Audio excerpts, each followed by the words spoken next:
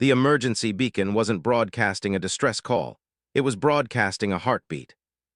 Every 17 seconds, the signal echoed through an abandoned sector of the galaxy like the pulse of something enormous struggling to stay alive. Rescue fleets ignored it. Explorers avoided it.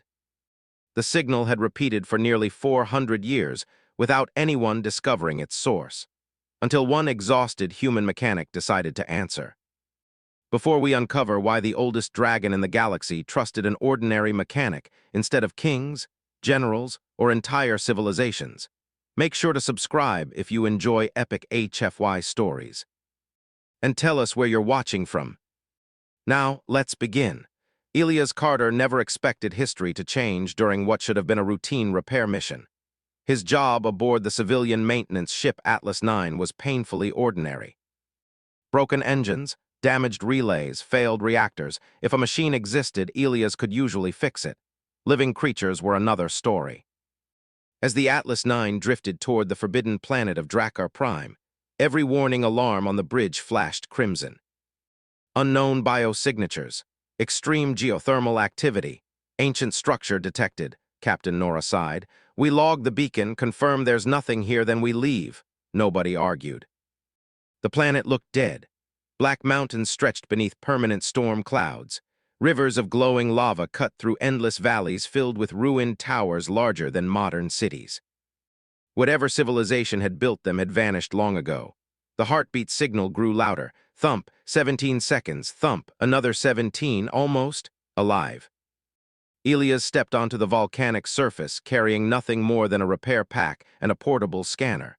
The scanner immediately malfunctioned. Its display jumped wildly between impossible readings.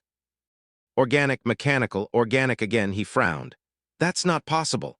The ground beneath his boots vibrated, not an earthquake. Breathing, everyone froze. A nearby cliff slowly unfolded. Stone wasn't moving. Scales were. Dust cascaded from wings larger than spacecraft as an enormous creature raised its head. Golden eyes opened. They weren't angry, they were tired, painfully tired. The dragon's voice rolled across the valley like distant thunder. So, a human finally answered. No one reached for a weapon, not because they weren't trained. Because instinct told them those weapons would mean absolutely nothing. Captain Nora swallowed. We don't want trouble. The dragon lowered its massive head until one glowing eye studied Elias alone. I know, you brought tools. Not guns, tools. Hours later, Elias learned the dragon's name.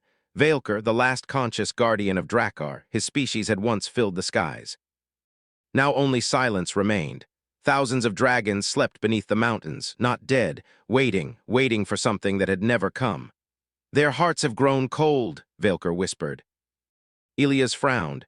Dragons don't simply stop. Vaelker closed his eyes. We are not born from fire. We survive because of it.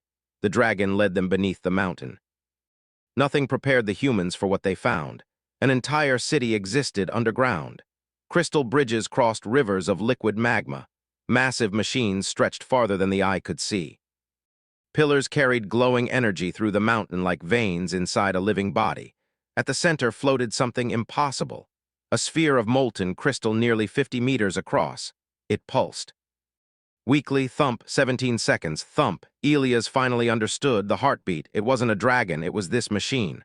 What is it? Nora whispered. Vaelker answered softly. The first flame. According to the dragon, their ancestors had never breathed fire naturally. Thousands of years earlier, an ancient civilization had engineered geothermal cores capable of synchronizing with dragon biology. Every hatchling bonded to the first flame. The living reactor fueled every dragon's internal furnace, not as a weapon, as life itself. When the first flame weakened, the dragons entered endless sleep. Generation after generation forgot how the system truly worked. Eventually, only myths remained, until even those disappeared. Only Vaelker stayed awake. Someone had to remember, someone had to wait. Elias walked slowly around the reactor. He ignored the legends, ignored the enormous dragon watching him, ignored history itself. Machines told the truth. Always, he removed a scanner. The results made him blink twice. This isn't magic. Captain Nora looked confused. What? It's a thermal synchronization engine. His voice grew faster with excitement. No, it's much bigger than that. It's self-repairing. It learns, it adapts. But He stopped speaking. Velker leaned closer. What troubles you? Elias slowly pointed toward dozens of fractured conduits hidden behind the glowing crystal. It isn't broken because it's old. It broke because nobody has maintained it. Silence filled the chamber. The dragon lowered his head. For 4 centuries, we prayed. Elias nodded gently. You needed mechanics. Hope spread through the ancient chamber for the first time in centuries. But repairing the reactor wouldn't be simple. Every replacement component had turned to dust long ago. Modern technology wasn't compatible. Human equipment wasn't designed for machines older than recorded history. Captain Nora crossed her arms. So, Elias smiled. We improvise, she laughed. I was afraid you'd say that. For the next 4 days, nobody slept much. Human engineers dismantled damaged cargo systems. Dragons uncovered forgotten crystal components buried beneath collapsed temples. Nothing matched. Everything required modification. Every successful repair revealed 3 new failures hidden underneath. Elias loved it. This machine is arguing with me, he joked. Velker tilted his head. You sound pleased. I am. It means whoever built this was smarter than me. The dragon released what sounded remarkably like a laugh. I have missed laughter late on the 4th night. Everything went wrong. A pressure conduit ruptured. Molten plasma erupted across the chamber. Emergency barriers failed instantly. The entire reactor began collapsing inward. Captain Nora shouted. Everyone out! Human workers retreated. Even Velker stepped backward. Only Elias remained. He stared at the failing ignition chamber. His breathing slowed. Something didn't make sense.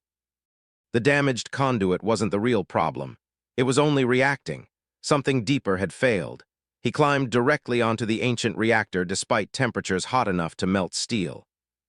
His gloves began smoking. His scanner displayed one impossible message. Biological authorization required. He blinked, then smiled. Oh, I know what's missing. Velker looked down. What did you discover? Elias looked directly into the dragon's glowing eyes. This machine was never designed to start by itself. Velker stared at the glowing control lattice. What do you mean? Elias pointed toward hundreds of circular crystal ports surrounding the reactor's core. They aren't fuel injectors. They're resonance chambers. Captain Nora looked between the machine and the dragon.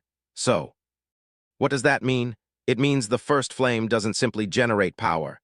It waits for permission. The ancient dragon's amber eyes narrowed. Permission? From whom? Elias smiled. From you. Silence settled over the chamber. For centuries, the dragons had believed the awakening rituals were sacred ceremonies passed down by their ancestors. Songs, fire dances, ancient chants. But Elias wasn't hearing religion, he was hearing engineering. The rituals weren't symbolic, he said. They were operating instructions disguised as tradition. Velker lowered his head, struggling to remember. My mother always sang before every hatchling bonded with the flame. And your father, he answered with fire. Elias nodded. There it is. Captain Nora finally understood. The reactor needs dragons to complete its startup cycle. Exactly. The builders created a living machine. The problem was obvious. There was only one conscious dragon left. The startup sequence required multiple synchronized flame bursts. One dragon alone couldn't generate enough harmonic energy. Velker closed his eyes. Then our story ends here. Elias shook his head. No, the mechanic's grin slowly returned. It only means we need another solution. He opened his repair case. Inside were portable plasma welders, thermal batteries, emergency igniters, damaged reactor coils, and enough spare wiring to make any engineer smile. Captain Nora sighed. I know that look. What look? The one that usually ends with explosions. Elias chuckled. Only small explosions. The next 12 hours became controlled chaos. Human equipment was dismantled piece by piece. Dragon crystal was carefully reshaped using portable plasma cutters. Ancient conduits connected to modern alloys. Nothing fit. Everything somehow worked. Even Velker joined the effort, using one massive claw with surprising precision. You repair, the dragon observed. You don't replace. Elias tightened another coupling. If something survived this long, it deserves another chance. The dragon remained silent. Those simple words reached deeper than Elias realized. Finally, the ignition array stood complete. It looked ridiculous, half ancient masterpiece, half human improvisation. Captain Nora laughed. If an engineer ever painted a masterpiece, this would be it. Elias wiped soot from his face. Ready, Velker stepped toward the first flame. If this fails, my people sleep forever. If it succeeds, they wake. The mechanic extended one hand. No pressure. The dragon surprised everyone. He gently touched Elias' shoulder with the tip of one enormous claw. Whatever happens, you came. For centuries, no one did. Elias inhaled deeply. Power flowed into the ignition grid, one switch, one chance. He pulled the lever, the mountain screamed. Energy exploded through every conduit. Crystal pillars blazed white. Ancient mechanisms roared back to life. Then, everything stopped. Silence. Captain Nora whispered, "Did we fail?" Elias didn't answer. He was watching the reactor, waiting, listening. 1 second, 2, 3. A tiny spark appeared deep inside the crystal heart. Velker felt it before anyone saw it. His wings trembled.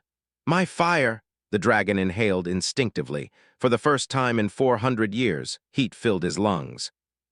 Golden flames escaped between his teeth.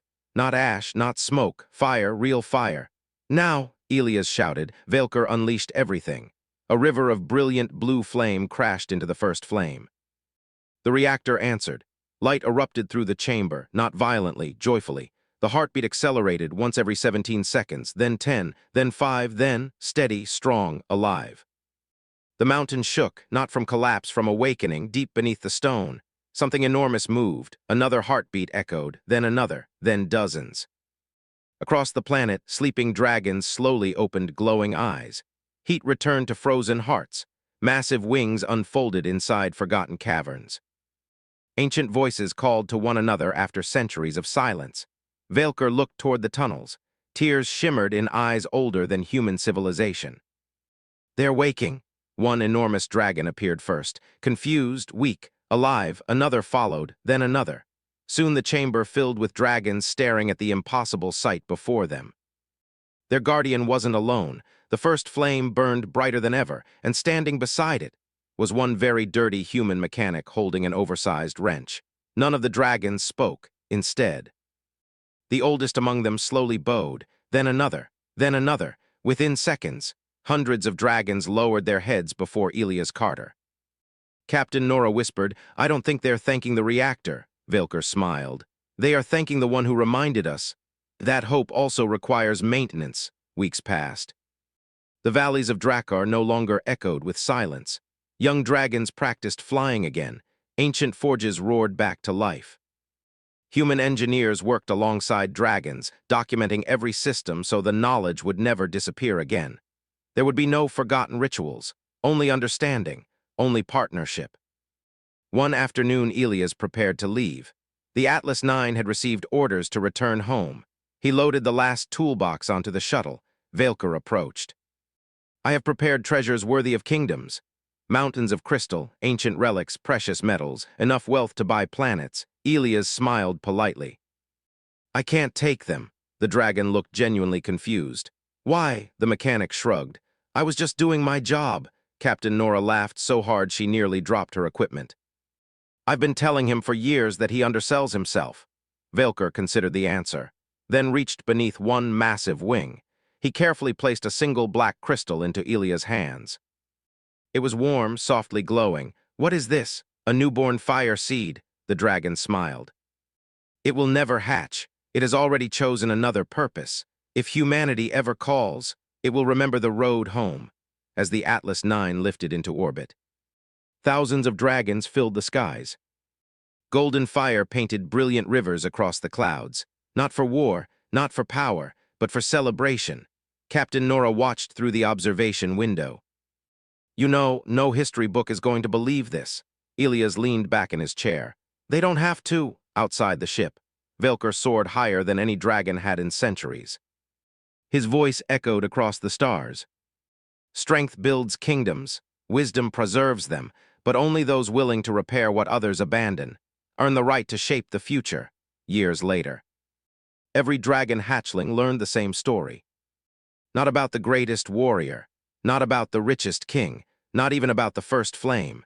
They learned about the human mechanic who looked at an ancient miracle and refused to call it impossible.